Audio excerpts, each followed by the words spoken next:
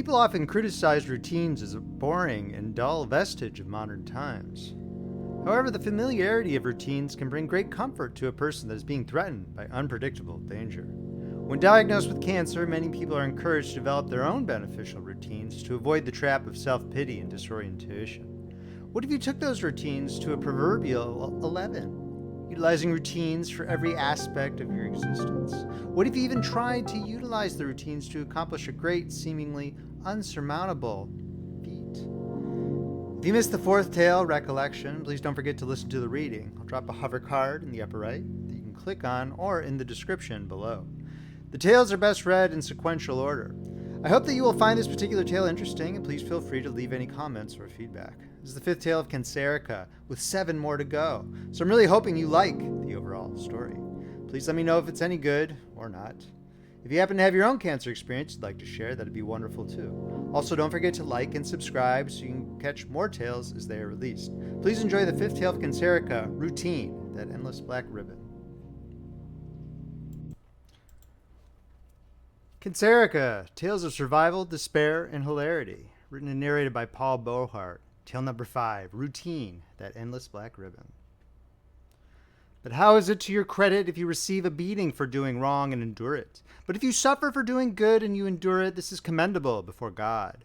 1 Peter chapter 2, verse 20. I was finally able to check out of the inpatient wing at the hospital since my hand was improving with the antibiotics. No more single-serving dessert cups for me. It had been a challenging few days just sitting there and getting poked and prodded by nurses. So I was really glad to be flying the coop. I jumped in a taxi that was waiting out in front of the hospital entrance, and it zipped down to my apartment complex. I realized that no one had been in my room since I went into septic shock at the mall, so the place might have burnt down for all I knew. My landlord was never around to help watch the place, and he didn't speak English anyways. I cracked open the door and a sour milk smell wafted into my nostrils. Stepping inside a bit further, the odor of rotten meat hit me like a ton of bricks. Ah, jeez, I said to myself as I saw a petrified piece of pork with maggots crawling all over it. I pinched my nose, grabbed a garbage bag, and threw away the biohazardous material. Inspecting the other nooks and crannies of the apartment, I was a bit shocked at how much I'd let the place go. There was a half-eaten bag of chips that wasn't properly closed sitting on the couch. 2 loose toilet paper rolls had come out of the bathroom somehow and sat unceremoniously in the kitchen. Additionally, the lid for my brown sugar I sometimes used for oatmeal was ajar. And there was a full-scale ant invasion occurring within the confines of the plastic container. I was a bit disgusted with myself at that point. Wallowing in self-pity because of the cancer instead of taking care of business around the apartment made me feel a tremendous amount of shame. The roller coaster ride of emotions that occurred since my serotonin diagnosis helped explain why my apartment was in disarray, but it certainly wasn't an excuse. I needed to get my life back on track. Many people develop meticulous cleaning habits in the military, but my own housekeeping skills were honed way before I ever joined the Marines. Keeping things clean and tidy was something that I could control, even if everything around me in my life was in total chaos. When I was little, I used to clean my room and organize my baseball cards, while my mom fought with her clown show of a boyfriend in the adjacent room. Even if some drunk brute of a gentleman caller had come in and started whooping me, I would have been able to take solace that my little area of influence would have been at least tidy. I don't believe I was an obsessive-compulsive person, because then I would have just been cleaning around the house to avoid my own mental deficiencies. Rather, I kept things organized because it was one of the key building blocks of the more complicated engagements in my life. How could I hold down a steady professional job if I didn't know how to clean my toilet? Why would a woman love me if I had a bunch of expired mayonnaise in the fridge? In other words, the little things affected big things. If I was going to get through this cancer business, I needed to stay organized. I honestly believe that I would literally die if I failed in maintaining a cleanly residence.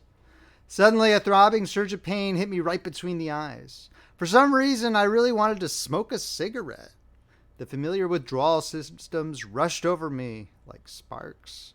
Inability to think coherently, face getting flushed, the desire to rush outside with a lighter. It's like I was a heavy smoker again, needing that fix at the top of the hour. I was so hooked back in the day that I once missed a flight to a funeral just so that I could have a smoke outside the airport terminal. It had cost me $200 to reschedule the next plane out. Non-smoking nerds would often ask me questions like, Why don't you just wait an hour or two to smoke? But they were thinking like a rational person, and not like a drug addict. Seeing how I'd been nicotine-free for years, I wagered that these nagging feelings were due to opiate withdrawal. Apparently that jonesing feeling hits the same for both. I'd gotten numerous shots of Demerol due to the horrendous pain caused by my infected hand during the first part of my stay at the hospital. But then the doctors told me that the Jamadones I was prescribed for the cancer pain would take care of it, and I wouldn't be getting any more shots. I'd practically wanted to do the junkie bit and say, just give me a taste, man, I'm good for it. Instead, I just resigned myself to tapering off the dope. Back in my room, I became acutely aware that I would need a serious distraction to get over the proverbial monkey on my back. In a flash of inspiration, I typed up a quick list on my computer and printed it out so I could tape it on the wall. Daily cleaning routine checklist.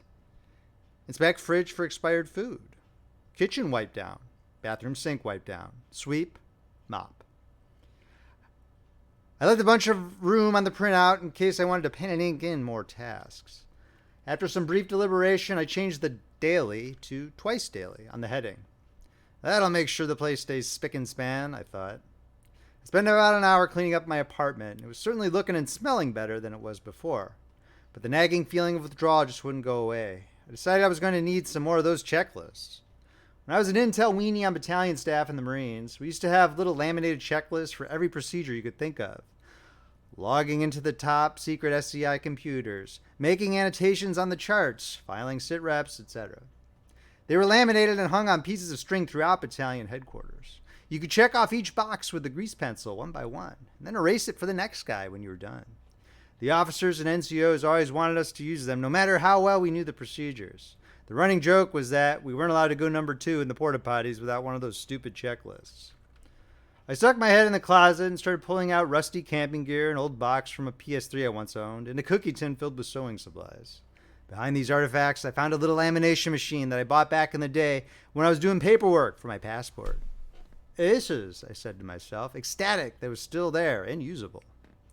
I then started going totally ham on the routine checklists. First, I made a laminated checklist for my administrative routines. Check Bitcoin price, check Binance, check bank account, check work email. I made another checklist for health and wellness related items.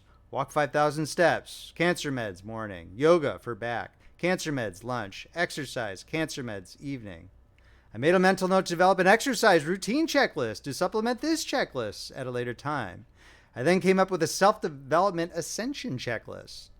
30 minutes fintech lesson, 10 minutes on the French Duolingo app, listen to the Alpha Guys podcast. I even came up with an overarching master document to keep track of all these individual routines, i.e. a checklist for the checklist. A few hours later, my apartment had dozens of laminated pieces of cardstock taped in various places across the walls. It looked like the famous meme of Charlie Day from It's Always Sunny in Philadelphia, maniacally searching for Pepe Sylvia's mail. A stranger may have mistaken me for schizophrenic, but I know that these checklists were going to save my keister. I felt the sweet satisfaction of knocking out each one of them, going through each item on the checklist in order, and making that satisfying check mark. I used a waterproof marker so that I could erase them at night and do it all over again the next day. Some background music was appropriate for the task, so I tried the old Appalachian tune about working hard in coal mines at first. You load 16 tons of number 9 coal. Thinking that was a bit too on the nose, I went with a more subtle truck driver song to celebrate the working man. That Endless Black Ribbon by Tiny Harris had a real honky-tonk vibe about trying to come home to a patiently waiting wife. I could dig it. Trucking music was, after all, my favorite subgenre of country. As the boxes got ticked off on the checklist around my room, that familiar withdrawal demon loosened his grip on the back of my mind. I was only focused on completing the checklist and the vast itemized matrix I'd conducted for myself. Checking each box gave me a little bit of dopamine hit each time. My fingers had black markers smudged all over them as I delved into more and more tasks. I wasn't even remotely thinking about when I would get the next blast of opiates at the hospital. There was just a massive number of action items on the checklist that needed to get done. They would all get reset so I could do it all over again in the morning. Burnout and exhaustion crept up on me and it was time to take a break after an entire day of self-imposed toil. Fortunately, eating dinner was one of the items on the self-care routine checklist, or else I may have completely forgotten to eat. was a light dinner of green beans, rice, and steak, which I ate while watching a documentary on the current problem of romance scammers in Nigeria. I took my cancer meds and waited for the mild numbness of the jamadones to start creeping in. I waited and waited. Are these things duds? I thought, silently cursing the pharmacist for not giving me something with more kick. The barrage of routine checklists had definitely helped pass the time for the day, but I still felt like I'd forgotten to do something. It was like the phantom feeling of going to the airport when you just knew you forgot to unplug the toaster or something. Maybe I can make some quick cash, I thought. I hadn't done any freelance work in a few months. I started feeling ill from the cancer, even though I hadn't even been diagnosed yet.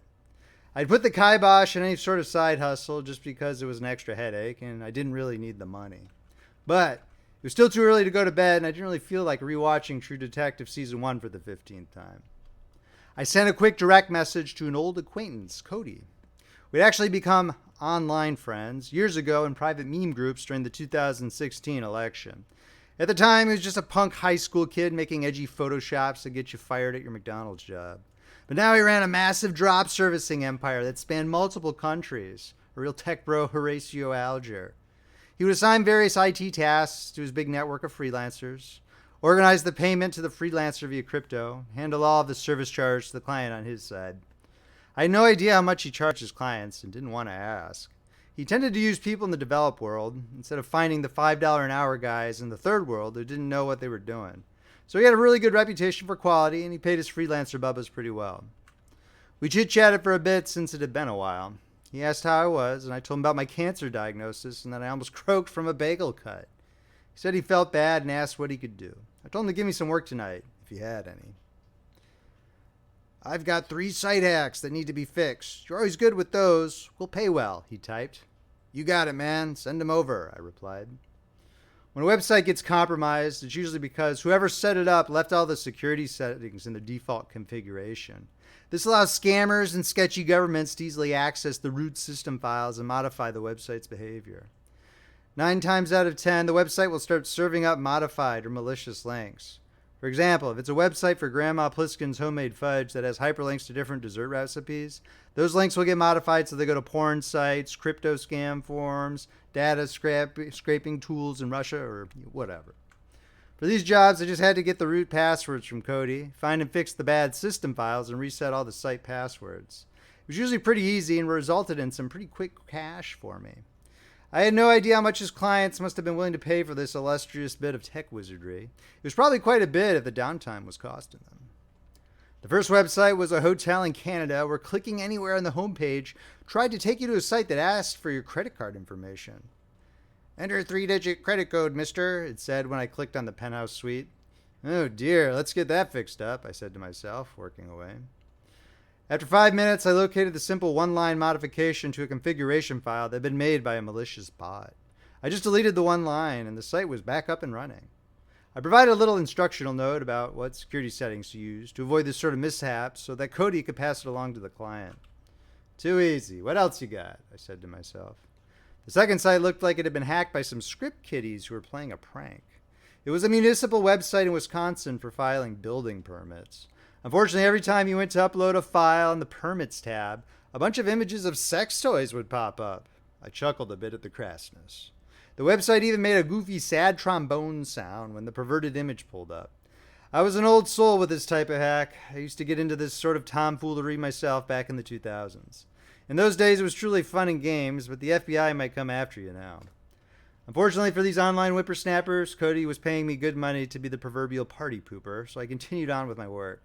A modified file stuck in a directory off the root folder labeled MOXXOM, which must have been their wannabe hacker group's handle, was taking precedence over the existing root configuration. I deleted it, the site returned to normal, and the fun was over for the youngsters. I was feeling good. I could feel that positive cash flow come my way like I was slinging heroin on Coney Island in Requiem for a Dream. Like the movie, every drug deal, or in my case, every security flaw quashed, gave my brain a little dopamine-positive bell ring when I knew more money was coming my way. It felt fantastic. The last job, an artisanal bakery in upstate New York somewhere, was a tough one, though. Somehow every single website file had been rewritten with malicious links and subsequently minimized, so that none of the code was human-readable.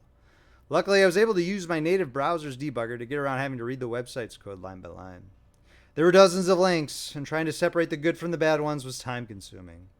During the job, I found myself really distracted by the squeeze page the site used. It was a very elaborate photo with 6 tattooed people about my age, standing around a kitchen area smiling in their chef's uniforms. Most of the guys had those really large lumberjack beards you saw in the 2010s hipster era. Both the men and women wore black latex gloves to show off fancy steak dishes garnished with exquisitely cut vegetables. You just knew that one of those plates was more expensive than a tank of gas. I sort of missed the hipsters, and I sadly recognized that they were a very endangered species on the verge of extinction. Going to these post-industrial dying towns in upstate New York to try and create new culture, new experiences, new community. It was admirable, really, even though everyone made fun of them at their zenith about 10 years ago. After some troubleshooting, I found that the malicious code was actually being injected into the web server via a bad font file, which was a new security vulnerability I'd never seen before. It was quite clever. I made a note that Cody could pass on to the client about only placing trusted files on the site and informed him that all 3 jobs were completed satisfactorily. Great job, man, he typed. $200 worth of crypto cool for a payout? As long as it's Bitcoin and not Huck to a coin or something weird, I replied. I'll get you later, my man. I checked my watch and it was midnight. It took me a bit over 2 hours to do the freelance jobs, so it was like $100 an hour for the night. Not bad. It would have been nice to be self-employed every day to make ends meet, but with the cancer, I really needed that health plan from my current employer. Just one of those chemotherapy injections was probably like a full 10 hours of freelance work if you didn't have health insurance. After my side hustling night had commenced, I quickly fell asleep. In the morning, I thought I would be hyped to get all my routine checklists done. The cleaning checklist, the morning hygiene checklist, the cancer med checklist, the breakfast checklist, etc. But I still felt that pesky feeling of needing to do more. The odd pain manifested itself between my eyes again, and I knew that my body was attempting to flush out the strong opiates from my hospital stay. I needed a bigger goal than just making a few bucks if I was going to proverbially make it. What I needed was a big multi-day project. Even though I didn't know anything about my father, I just knew my ancestors had to toil in the farmlands for days, for weeks on end, so that they could survive through that upcoming winter. Like them, I was a man bred for labor and strife. It was rooted deep in my bones. And being productive kept me happy and kept me going. Like a cat catching a mouse, I didn't need to think too much. I just woke up for the day and did it. I never understood these blowhards online who said working is a slave mentality. Did they just want to bloviate on X all day and eat Uber Eats? It's no wonder the leisure class was perishing. I figured if I was going to get through my next 2 weeks of chemotherapy and medical leave, I needed some real purpose. Without people needing me for work, I was nothing. I truly believe this even though I was a bit of an introvert. I already knew the project I wanted to work on. I asked my supervisor Shane in our company chat if I could get a quick call with him at the beginning of the workday. Hey, what's up? How is your health? He politely asked. It's okay. I'm at home now, recovering. I replied, looking at the camera on my laptop. But I'm a bit bored, to be honest. Boss, I want to work on the ERP report module.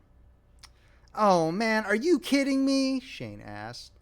Don't you want something easier like doing trouble tickets or something? One of the sales team guys spilled Monster on his laptop, and I could use some remote help getting a new one set up this morning.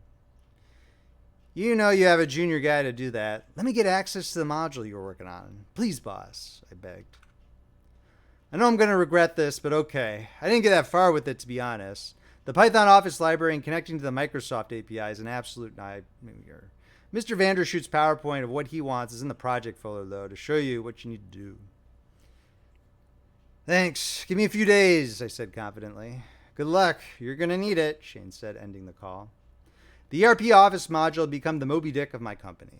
Everyone from management on down was obsessed with chasing it, but catching and spearing it was going to be a monumental task.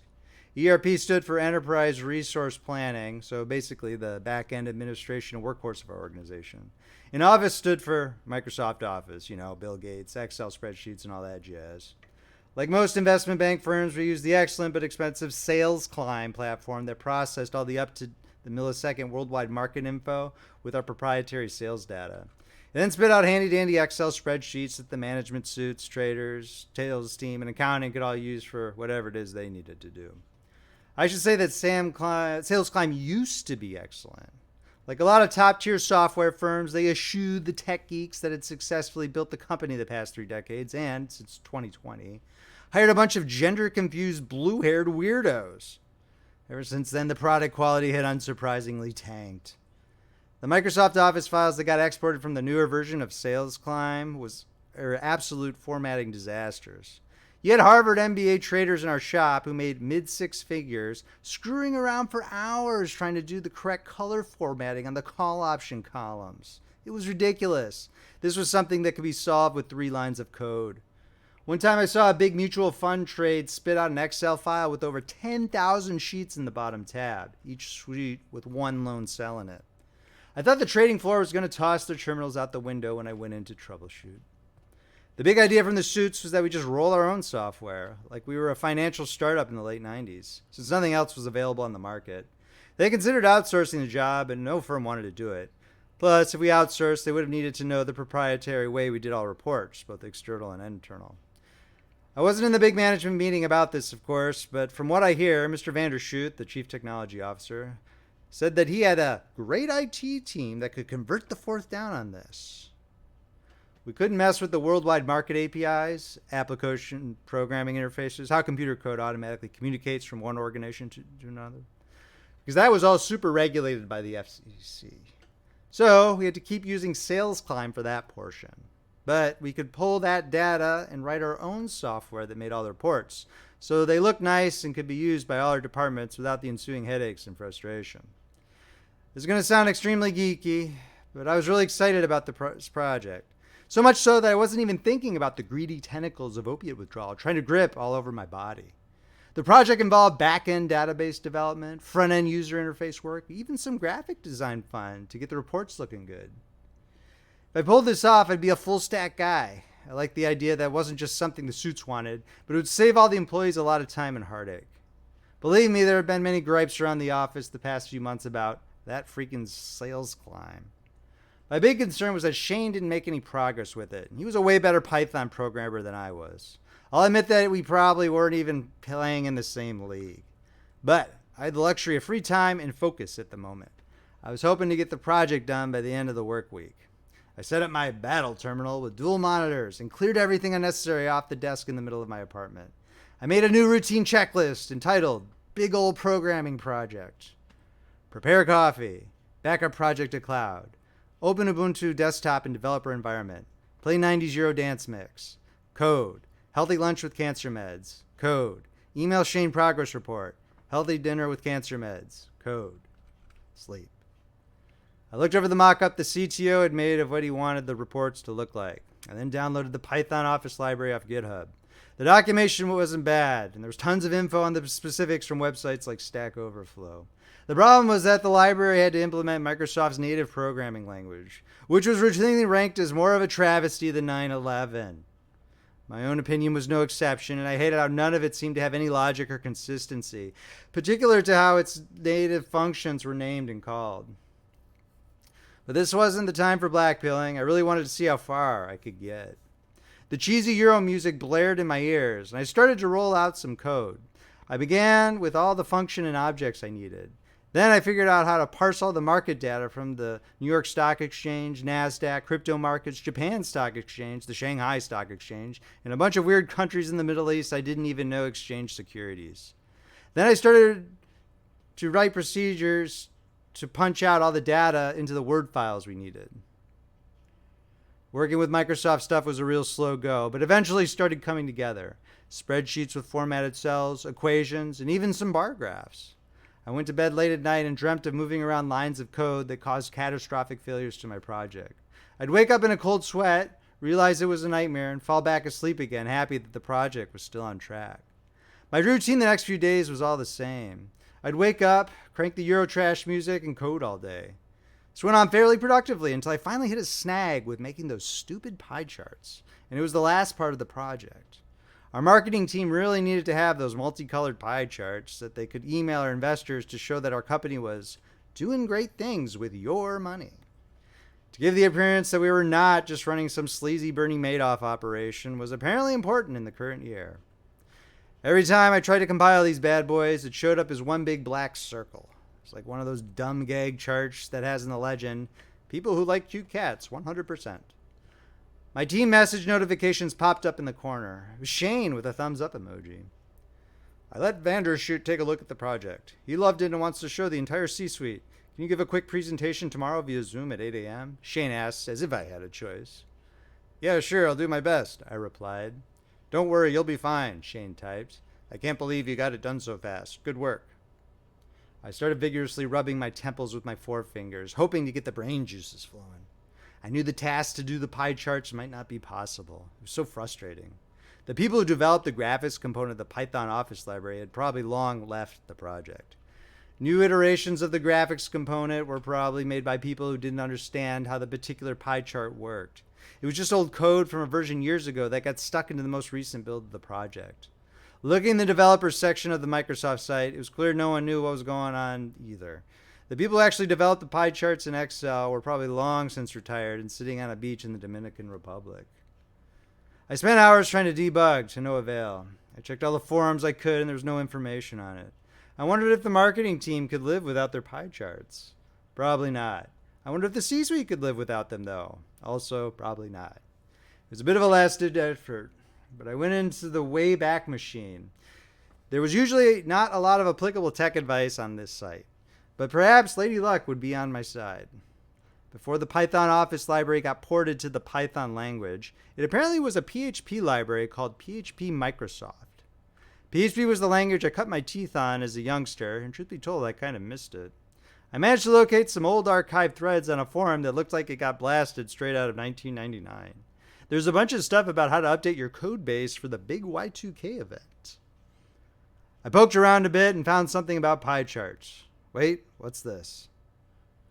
I saw that a user named ScullyLover27, which I believe may have been a No Kidding X-Files reference, was talking about having troubles with the pie charts.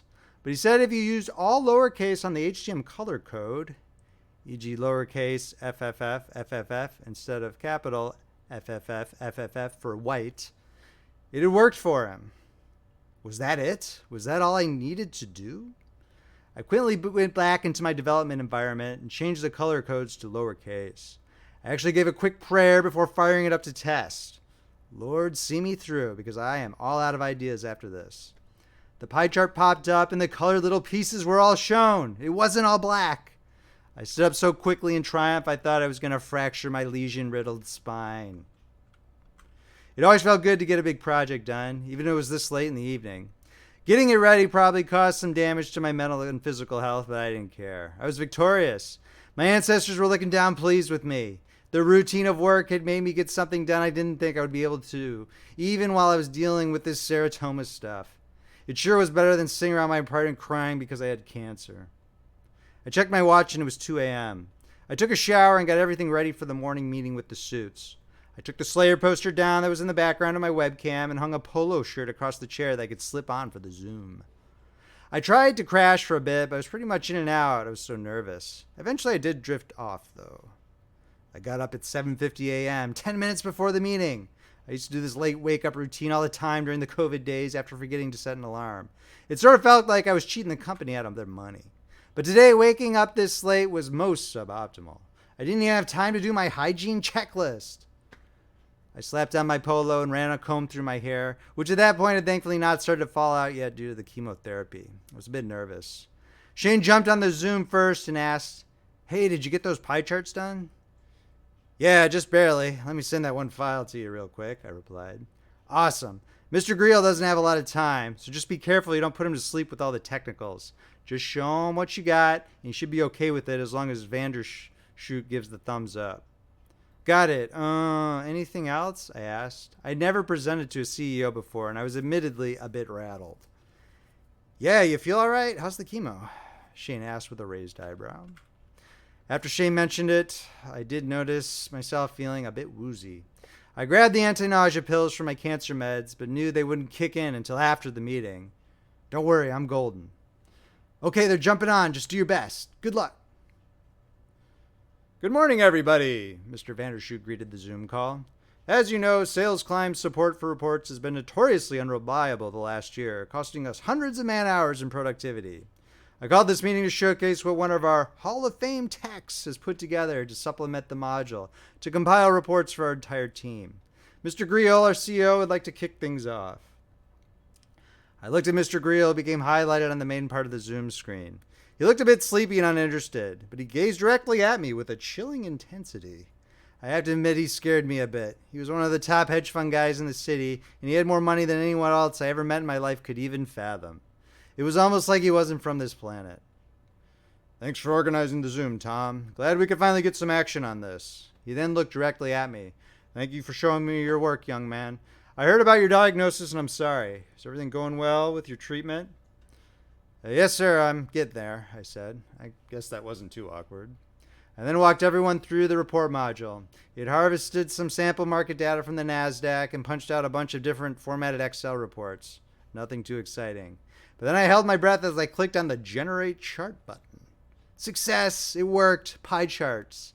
I looked quickly over at Shane's paint on the Zoom panel, and he actually gave the raised fist like the famous motorcycle scene in the original Top Gun. It was amazing because he was dead serious. This is wonderful, Mr. Griel said. We'll save our people a lot of time. Outstanding job. Is there anything we can do for you? Mr. Griel then looked directly at me in the Zoom. I wasn't exactly sure whether it was the nervousness, the chemo, or the opiate withdrawal that actually did it, but bile immediately kicked up out of my stomach and came roaring through my esophagus. I clasped my mouth with my hand as green-orange vitriol spewed forth from between my fingers and onto my lap. I leaned my head forward out of the line of sight of the webcam and spit a bit on the floor of my apartment to clear my mouth. Popping back up into view, I said to Mr. Griel, if you could keep the employee health plan, I would really appreciate it, sir. Mr. Griel turned his head to look quickly at the other suits, and they all nodded in unison. Of course, I don't think we'll have any issues doing that. End of story. Thank you for having listened to this tale of Cancerika. I hope that you enjoyed it. Please don't forget to like, subscribe, and leave a comment below whether you like the story or not. A forthcoming ebook, print book, and audiobook with all 12 tales will be released later in 2025 on Amazon and Audible. Details will be posted below in the description when it's released. You can shoot your mouth off at me over on X. I'm at Beauheart. Please visit friendlyfrogpress.com to see our collection of ebooks, paperbacks, and audiobooks that are for sale at Amazon and Audible. Until next time, this is Paul Beauheart signing off.